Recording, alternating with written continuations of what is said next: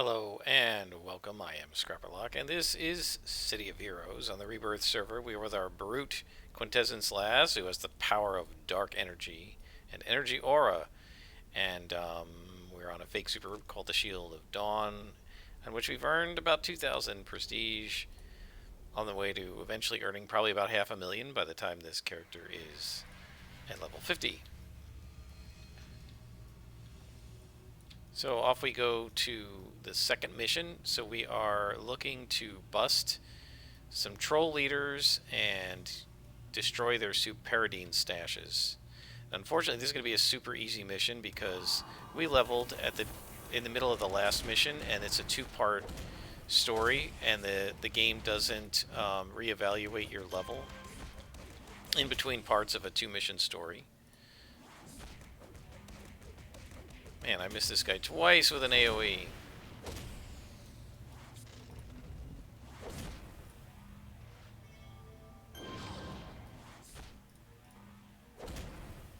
As you can see, the guard wards are pretty good at standing in there against us. But as our Fury builds, it becomes harder and harder for them to do so.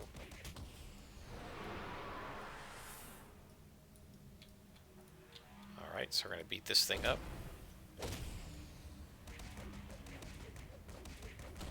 And then ranged attack it. So that we don't take damage from the explosion. So I'm going to mark both hallways here so that I realize there's another path. Because a lot of times, as you've seen, I forget, and speaking of forgetting, a lot of times I forget to go back, and speaking of forgetting, I forgot to switch my super jump over to combat jump, which is one of the reasons why we were draining endurance, because super jump drains almost a half an endurance a second, versus combat jump, which drains like 6/100ths of an endurance a second. I'm going to go ahead and use the orange, oh, we just went around in a circle. I'm going to go ahead and use the orange inspiration. We don't need it, but I'd rather have a green. And I took the blue because I thought we were going to keep going and we needed some endurance, and by the time we got over here, our endurance would have rebooted. Alright, again, we have two directions, and I want to make sure I mark that on the map so that I don't end up forgetting to go that way, but we might have a second loop here, not sure. Alright, well, these guys are even level to me. I'm just going to dive in. Screw it.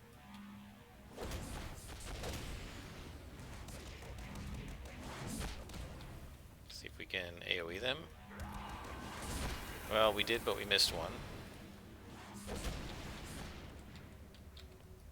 Try to AoE both of them. There we go, that's what I like to see.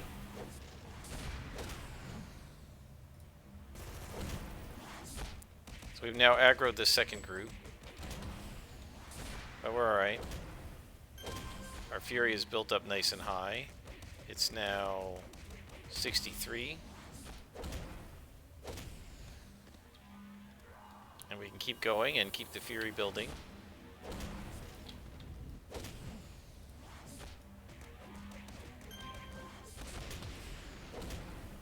So you can see it's gotten up to now, what, 65?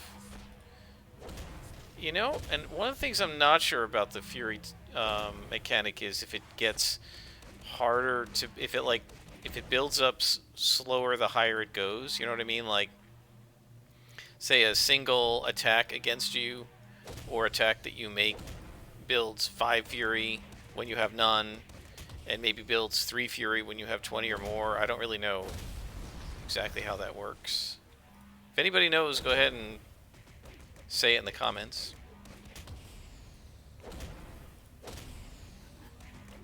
In fact, it might say it here in the info. Let's take a look. The longer you remain in combat, attacking being attacked, the more damage you deal. It doesn't really give any numbers, though. So I'm not really sure if, say, a punch adds the same amount of Fury when you have 1 Fury as it does when you have 50 Fury, or as it does when you have 90 Fury. It wouldn't be surprising to me if by the time you're at, like, say 65 Fury, it's a lot harder to build it further. I'm just not sure. So if anybody knows, comment. This way that not only I, but any other viewers who come along will know. Is that a boss? Right there. Yep, there's a boss. But these guys are all -1, so this is going to be super easy.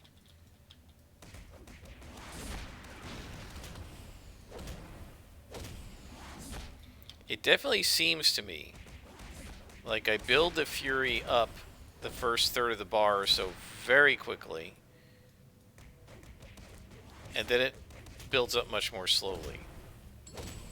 It may be that rather than building up more slowly, it drops more quickly, right? It may be that, like, if you have 100 Fury, you're going to lose, I don't know, 5 a second if you don't keep building it up. If you have 50 Fury, you only lose, say, 3 a second.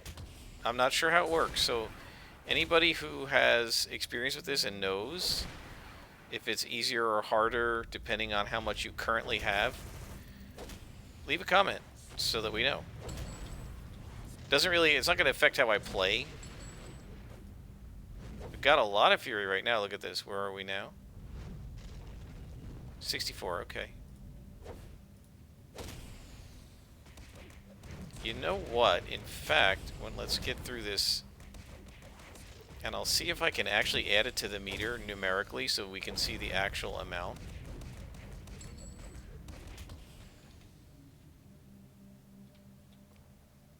Let's take a look if we can actually do that.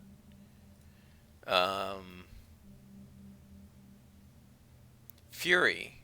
No, that's the damage bonus.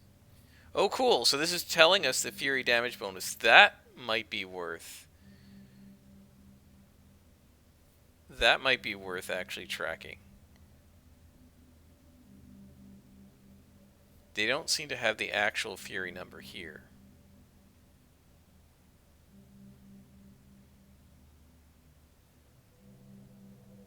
But we do have the damage bonus from Fury, and I think we ought to track that. Because that's going to be really cool to watch. Let's track that, guys. And then you can keep... I mean, you're going to watch it more than I do, I think, because I've got to watch what's going on the screen. But you can keep an eye on it and see how, as the Fury bar builds, how much extra damage we're doing.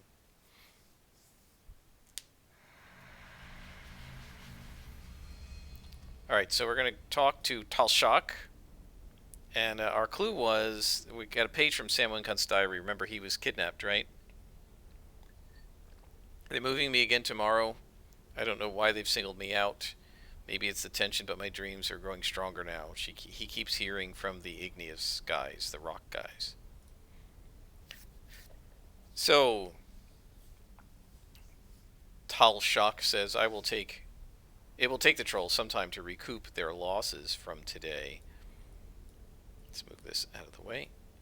That diary you found is certainly interesting. Didn't you tell me you were looking for a young man named Sam Wincott? We haven't found him, but at least we know he's probably still alive. I'm sure that itself would be quite a comfort to your mentor, Lieutenant Wincott. Heart of the Hollows. Next part is, are you familiar with the creatures known as the Igneous? Well, we've fought them once. They're the most insidious. They disguise themselves as simple rocks, but when approached, they become fearsome monsters. I'd like you to go to Grendel's Gulch and defeat these creatures. This is another one of these. Defeat 10. Grendel's Gulch is where? I guess in here?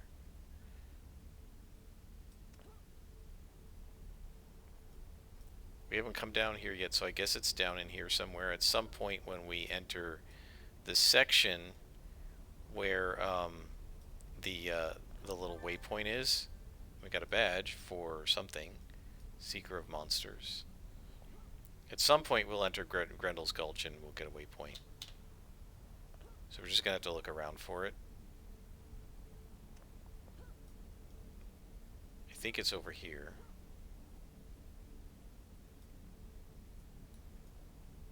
We need to like cross the border and then it'll tell us the name. So that's Eastgate Heights.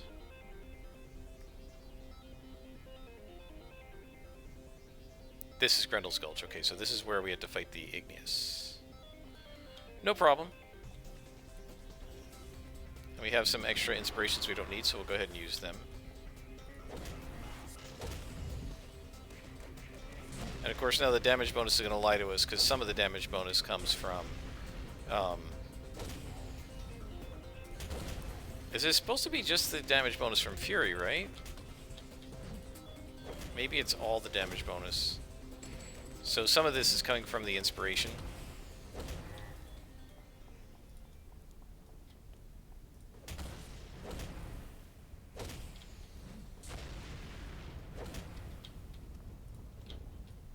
So we'll wait till the inspiration fades and then we'll see how much damage bonus we've got.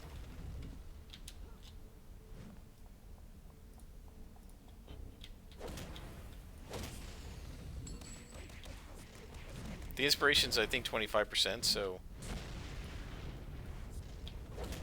we've got quite the bonus going just from our Fury.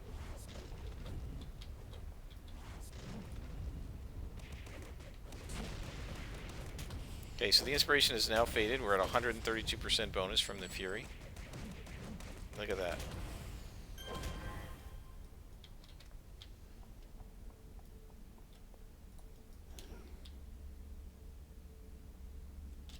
Whoa, whoa, whoa, whoa. These guys are orange.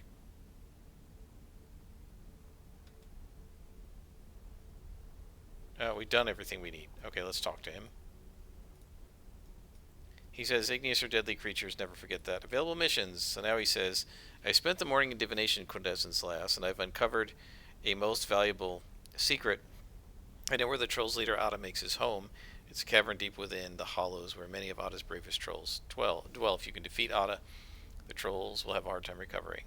Ada's one of the few trolls with any reason remaining. For that reason, he's far more deadly.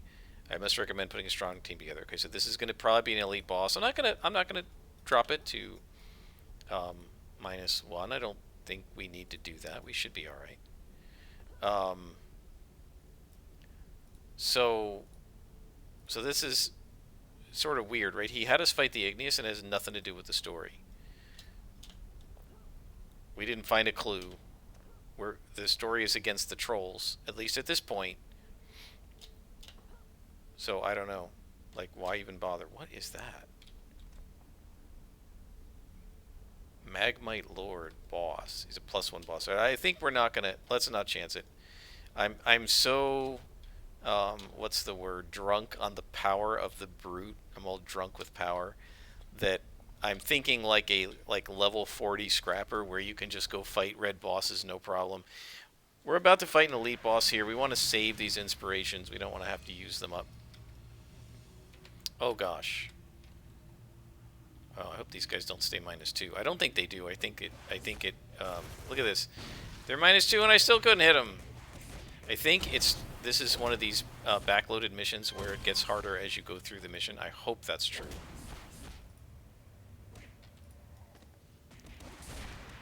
So you can see as our Fury is built up, right? When you get to about 50%, let's check it. Ah, there it gets harder. Here it gets harder.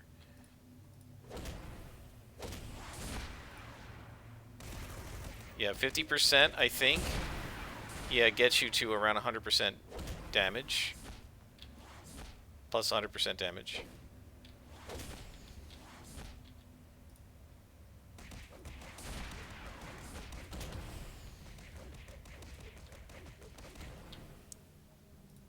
So does it go to 200%? It might, if you get all the way up. But it feels to me like it's trivially easy to get up to plus 100%, right? Get up to the 50% mark of Fury, and then as you get to, above 50% into the 60% range, it starts getting much harder to build past that. Keep an eye. When this goes up to like 150%, we'll be at 75 Fury, I believe. And I think it's just very hard to get up past that level. Right, where it should be around 60. 63, yep. Oh, there's an orange lieutenant. Alright, so we're actually going to have to let the Fury go down because we need to get our endurance back. And I don't want to eat the endurance now, the endurance pills now, because um, I don't know how much of it we're going to need against the elite boss. So we're going to have to sort of husband our inspirations here. And it might mean that we have to go a little more slowly through here, and we can't totally leverage our fury.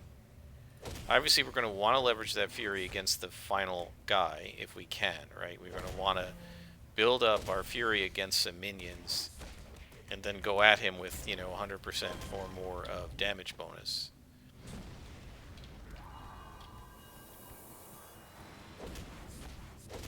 Is that him? I'll add his guard. Okay, so these are some bosses that we're going to have to fight.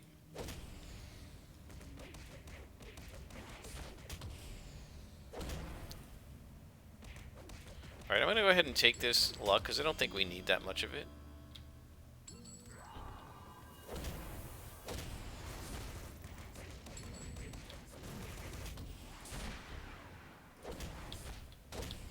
We're going to have to use some endurance here.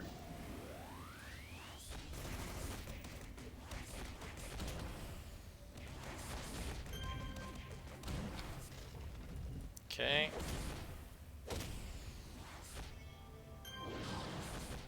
And we can go ahead and take another luck, I think. They will absolutely not be able to hit us now. You can see he's just completely whiffing me.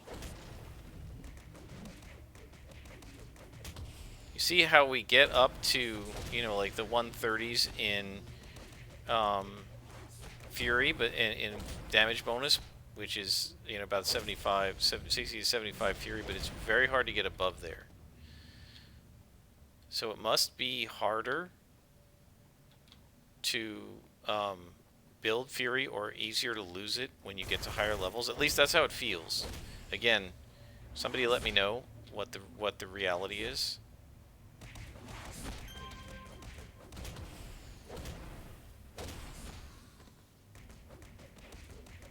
I definitely think, and you could ask this question, is it worth spending the, I don't know, second or so it takes to maneuver around these guys to get them into the radius of your cone? I think for Shadow Maul it absolutely is, because it does so much damage, especially if you've got a high Fury bar.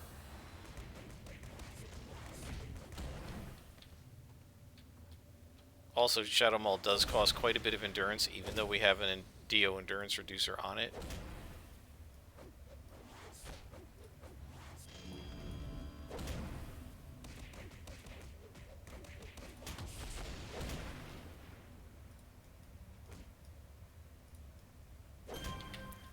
So it's better, like, if you talk about damage per endurance, right, which actually is a really important metric nobody bothers to talk about in City of Heroes. They're always talking about damage per second. Damage per endurance is actually really important, because the better ratio you have of damage to endurance, the longer you can stay in a fight, right? And so the damage per endurance of Shadow Maul against one guy isn't that great, but it's pretty good when you use it against multiple guys.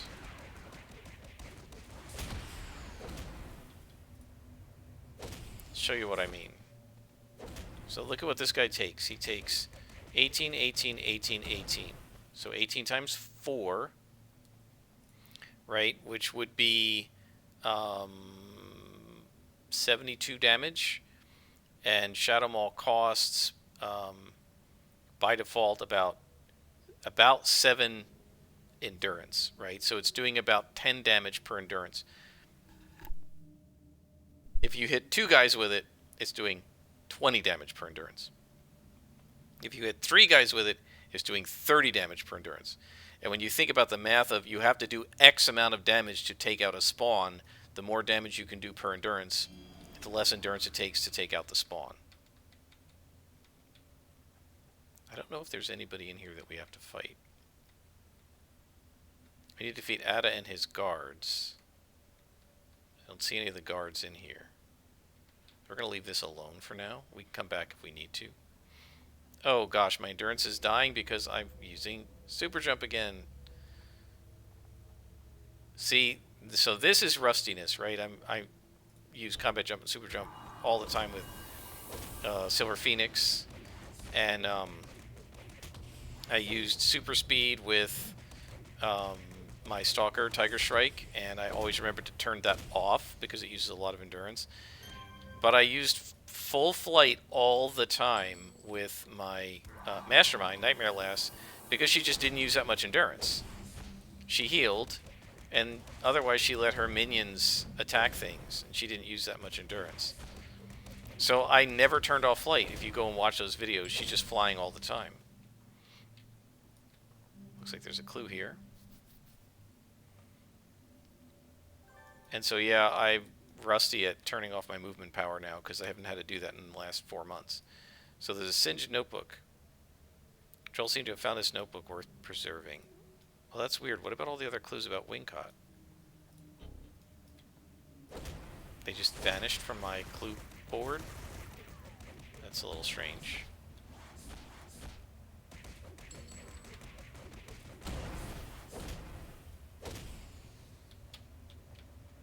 Let's see if I can get both these guys in the arc. Nope, missed him.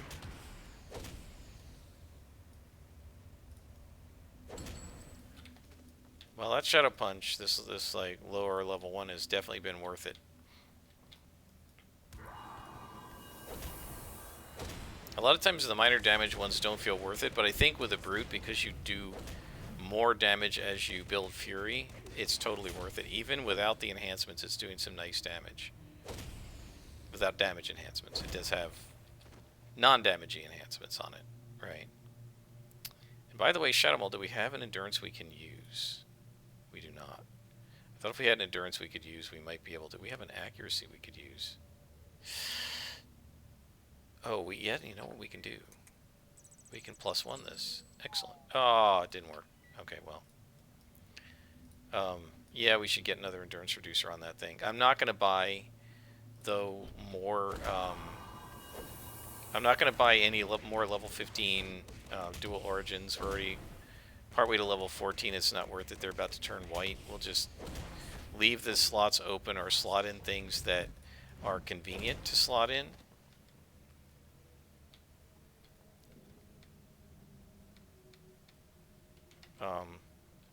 As we go, but we're not gonna pay for a bunch of white or yellow enhancements. It's just not worth it.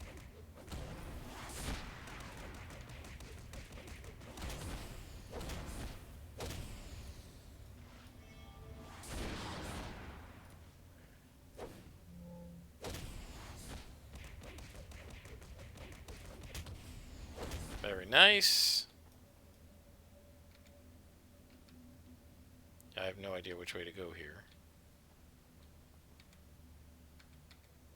So we'll just see if we can look at the whole map. Yeah, we'll just wander along.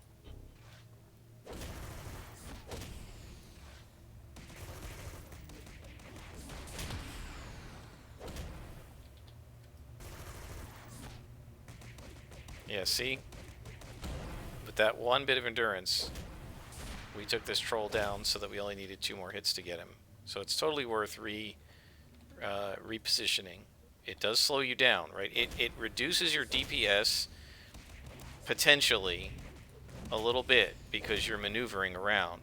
But even there, if you maneuver around, if you take 1 second to maneuver around to hit 3 guys instead of 1, your DPS goes through the roof.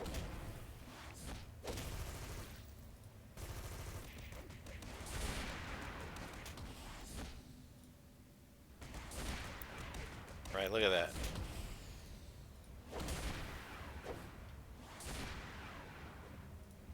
Another miss. Man, that did 50 damage. It's not even enhanced for damage. It's doing some really nice damage.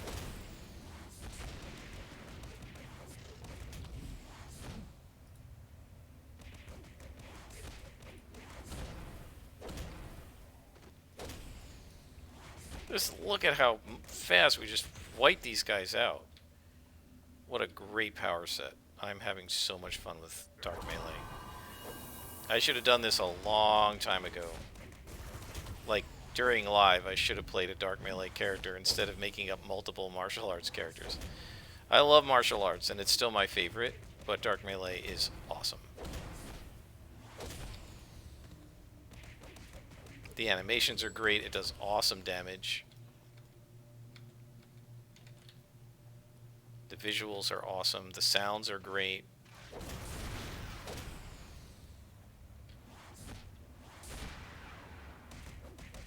I was trying to get all three of them. Oh well.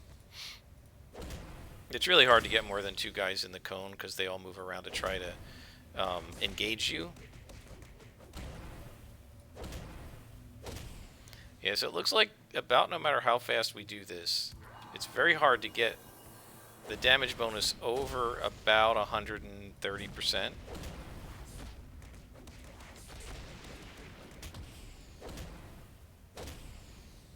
I mean, I'm literally attacking as fast as you can attack.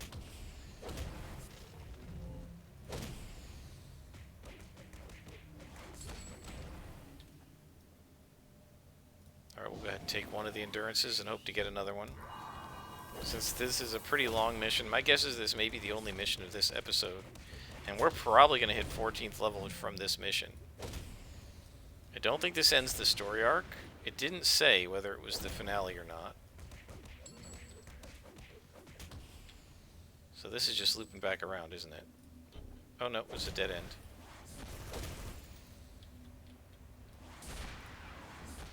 Look at that, I got all 3. That is awesome. Very hard to do, but every once in a while you get lucky.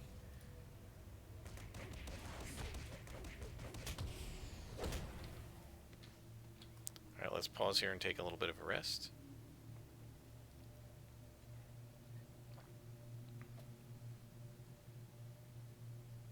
Just get that endurance back up to max.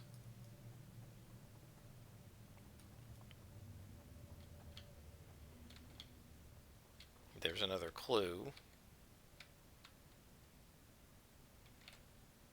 Alright, well, so that means we've got to go through here.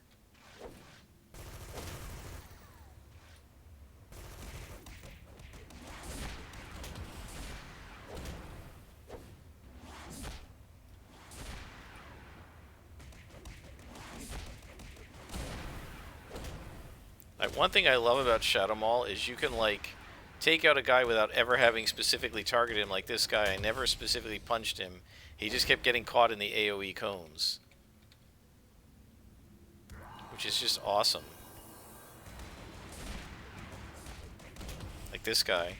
He got caught in 2 AoE cones and he's going to go down without me having to do any more than just like one blow. A brawl.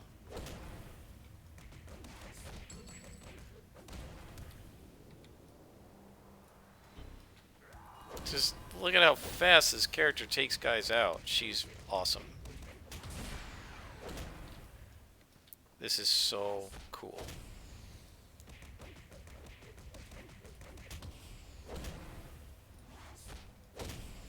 So I've been thinking about, you know, increasing the difficulty. Of course, the hesitation I always have about going up to ×2 is it's just going to take longer to do every single mission. Now, that's fine, you know, if the missions are fun. We don't have to milk every...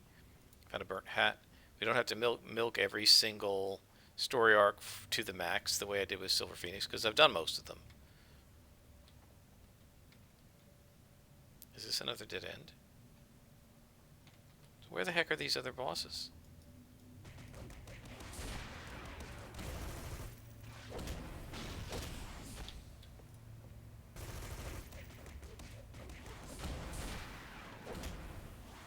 Yeah, so you can see a couple blows and we get to 100%. Right? But even though we keep punching and doing the same number of blows and being punched, we don't get as quickly up to like 150 or 175. So it must be somehow slower, or the fury drains off faster or something as you gain levels. I have no idea where these guys are. Oh, we're going to probably have to go this way. Okay. Right, now somebody remind me to turn off sprint. I know you guys can't. We're not playing live.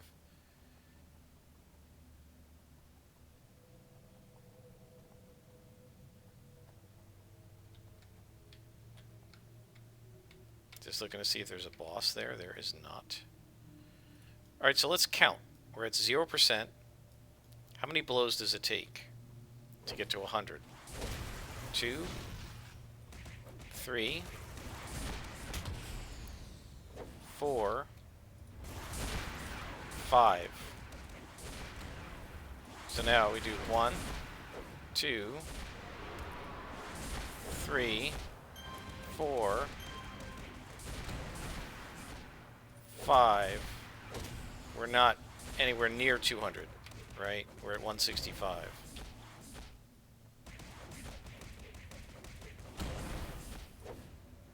Got a little bit in over our heads there, but you could see how much damage we're doing. Right, so now we've done way more than 5 blows, but we're still at 164. Right, and the only reason we're as high as we are is because we were getting punched a lot. We were getting attacked a lot.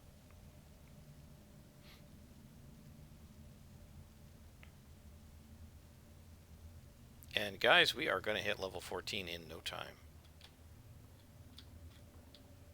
Let's go this way and then we'll come back. I have no idea where these guys are. So let's do it again. We're at 50%. Let's let it go down to 0.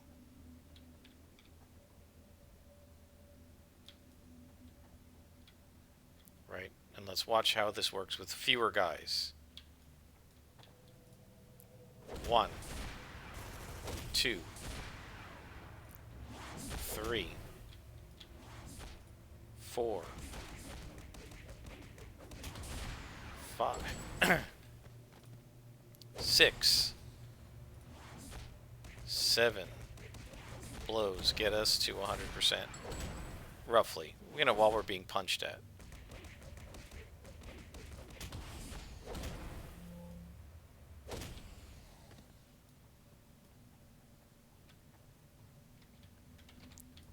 So now let's see if we're at 100%. 1, 2, 3, 4, 5, 6, and we're only at like 116. So it's much harder.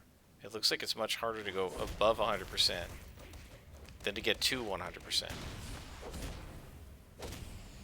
Right now we're going to go much over that because I used the inspiration because we don't need it, and I'd like to get another heal.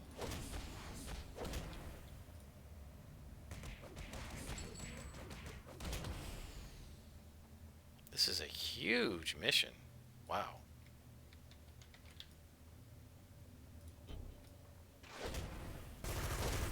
And this is the kind of thing that Tiger Strike, I would have just invisibled my way through it and just assassinated the bosses. And of course defeated the spawns with those bosses. But here we can't do that, right? We have to go all the way through it. And I have no idea where those bosses are. I know there's at least one more. I'm pretty sure there are 2 bosses. It's been a while since I've done this though, so I'm not 100% on that.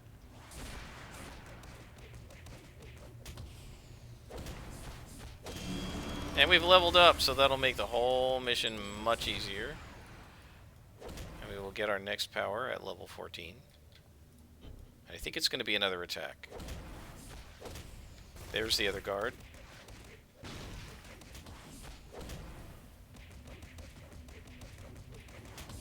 Oops, didn't mean to turn that off. Clicked the wrong thing. We're just going to dive in because we have all these buffs. Okay, well maybe that was a mistake. I didn't realize there were that many guys. Try to get a couple of them. See if we can get the guard while our inspirations are still going here.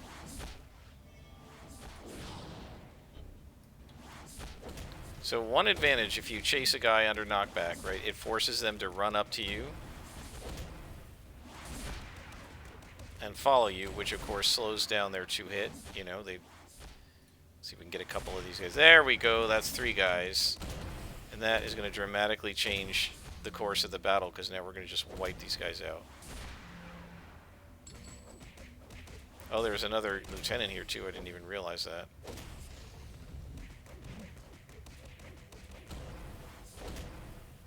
So we defeated 2 of his guards.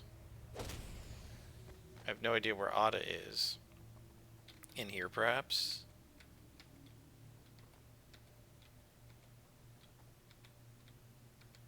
Doesn't appear to be.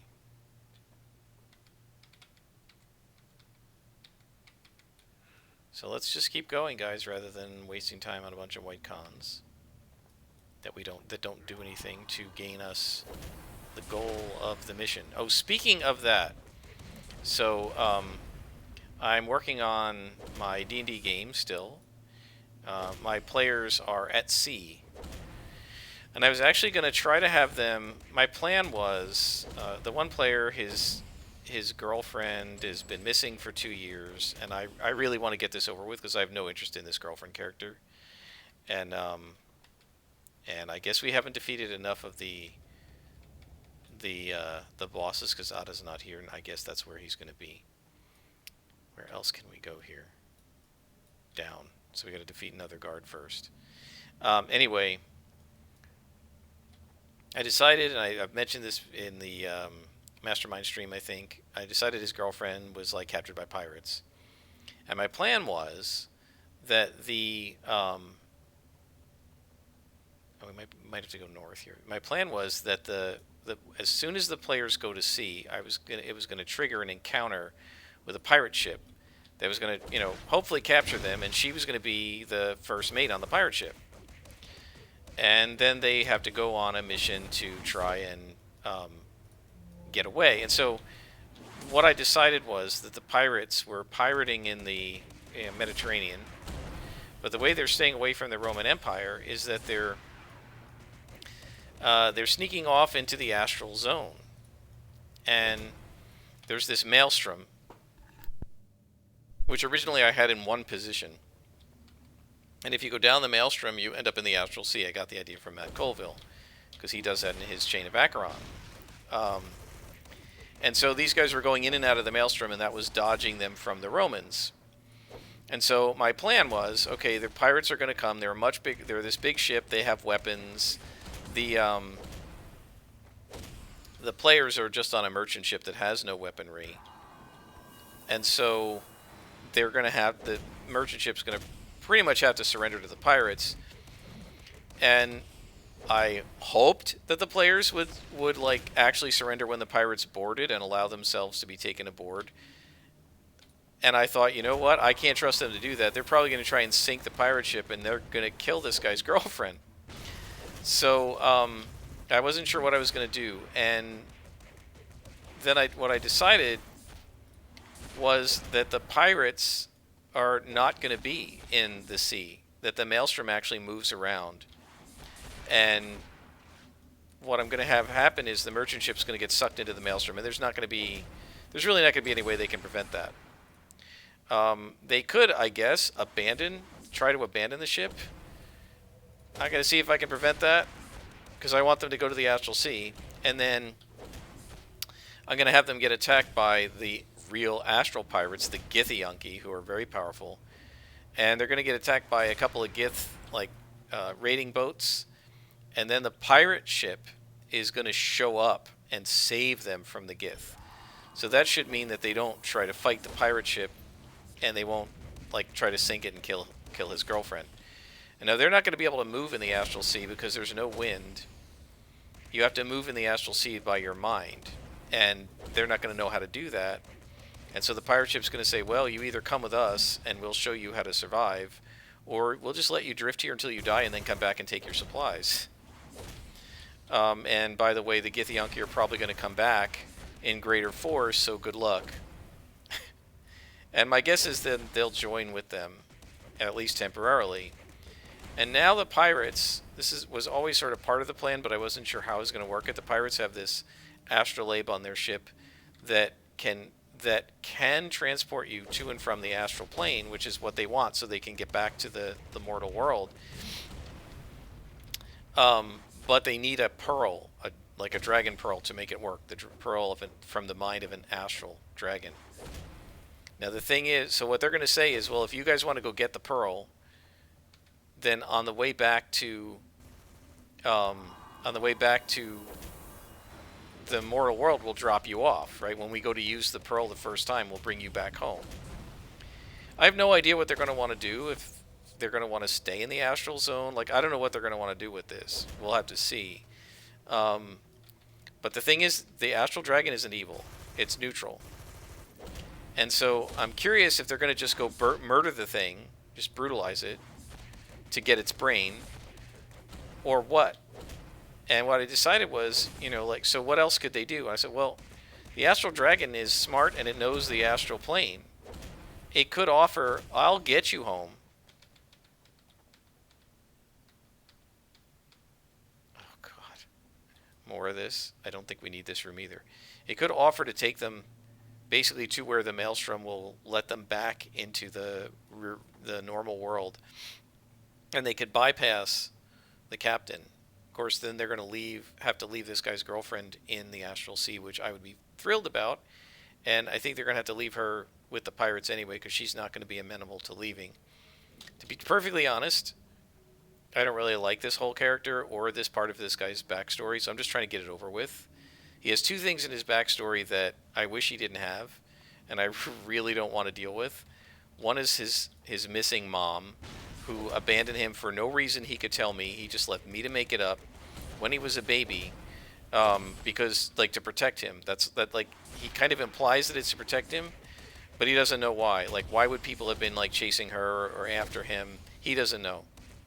So I made up a story. I don't know if he's going to like it. And I dropped him a clue that his mother was in the port town of Rome, Ostia.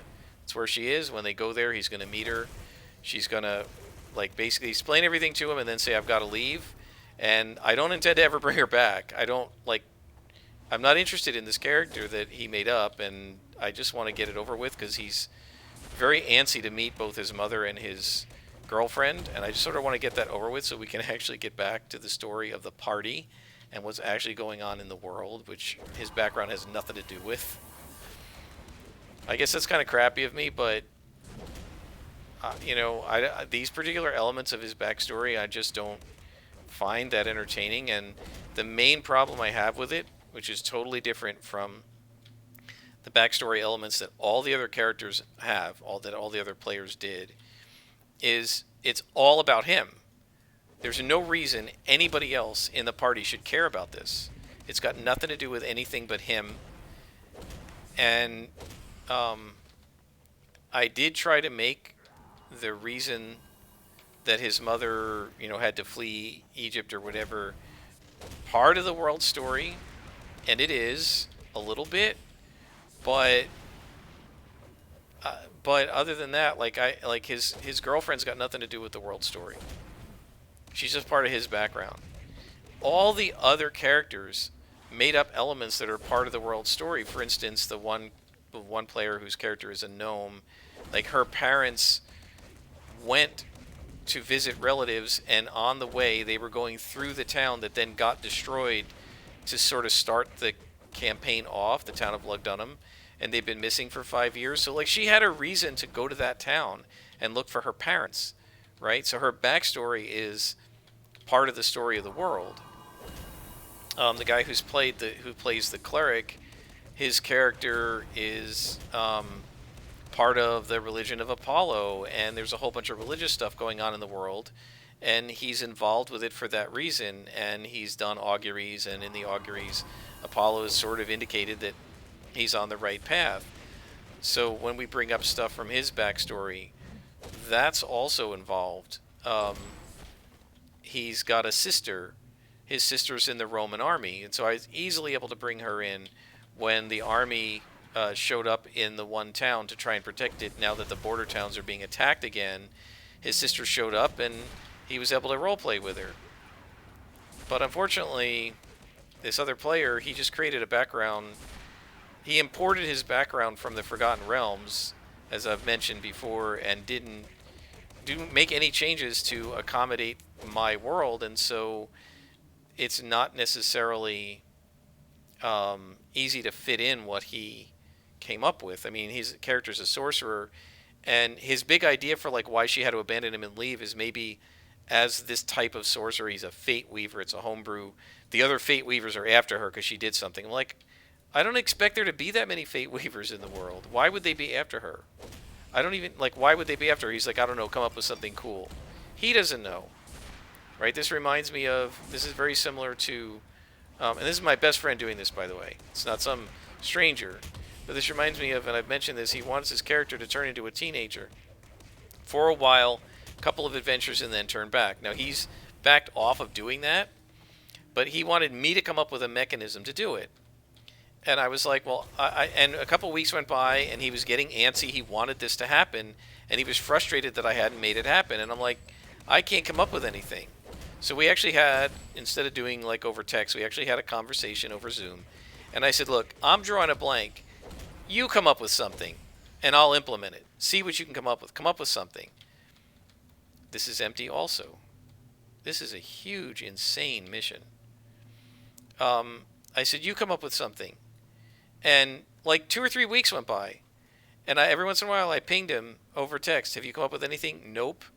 He gave up. He was like, I can't come up with anything. He couldn't come up with a good idea, right? The only thing that I could think of in D&D is a potion of longevity, but the question is, why would his character drink it? Either he'd have to randomly just drink an unidentified potion, which his character has not been role-played as the sort of person to do that, and there's Ada, the boss. Or he would, after identifying it, be like, I want to drink this potion that's going to make me young. And then, how do you age him? So he couldn't come up with anything either. And finally threw it back on me and said, well, I don't know, you come up with something. And I think the same thing has happened like with his girlfriend. I don't know what happened to her, you come up with something. His mother, I don't know what happened to her, you come up with something. So I just hope I've come up with stuff that he's going to like. And I kind of want to get both of these things out of the way by like level 8 or so. They're level 6 now. So that we can just move on to the story that the rest of us are trying to tell. All right, let's take some luck, some accuracy, some damage, and go right in. I think we'll be fine.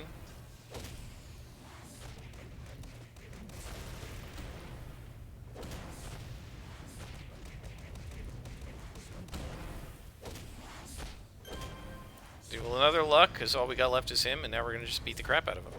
Do some extra damage, get some extra accuracy. We should be fine. A minute should be more than enough, at least in theory.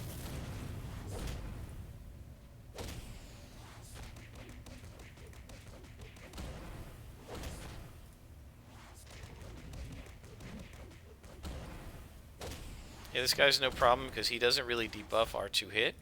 I don't think he's debuffing anything right now.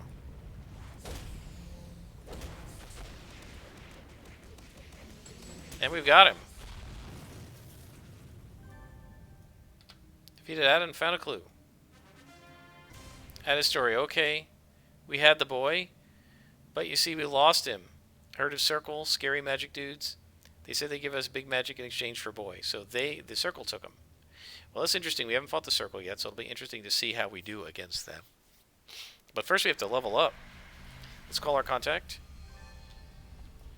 He says, Ada's loss is one the trolls will feel for a long time, my friend, but if Sam One-Cut is in the Circle's hands, then we better move quickly. Well, we're not going to move that quickly because I need to get some lunch.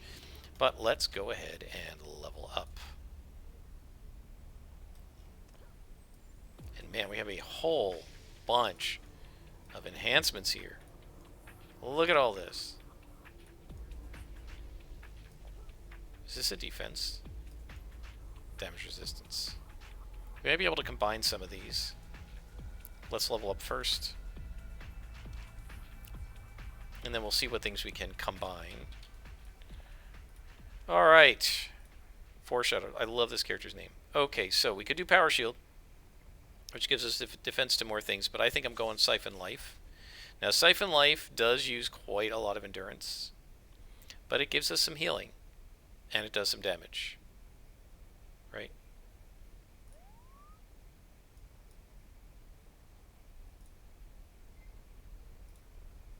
So let's start moving these things down.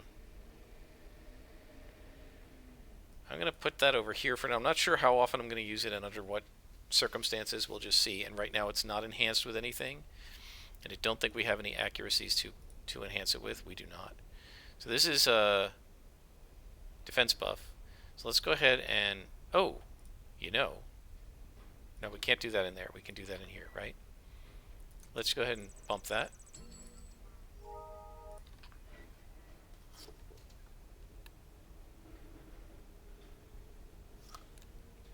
And what else can we do? I don't think we really have anything else. Yep, the rest of it can be sold. And I'm not going to go around to all the stores to sell it for the max price. It's just not worth it. I'm just going to sell it all here. And we don't need any of these recipes, I don't think, because they're too low level. There we go. Alright, folks. I think we're going to stop there. And next time we go out to the Circle of Thorns, and we'll see how this character does against Nervospectral demons and things like that. I don't know if they come up at this level. There might be a few levels before they are. We haven't fought Vajalox with this character yet either. There's a lot of stuff we haven't fought. Until next time, I am Scrapperlog, and this has been City of Heroes on the Rebirth server.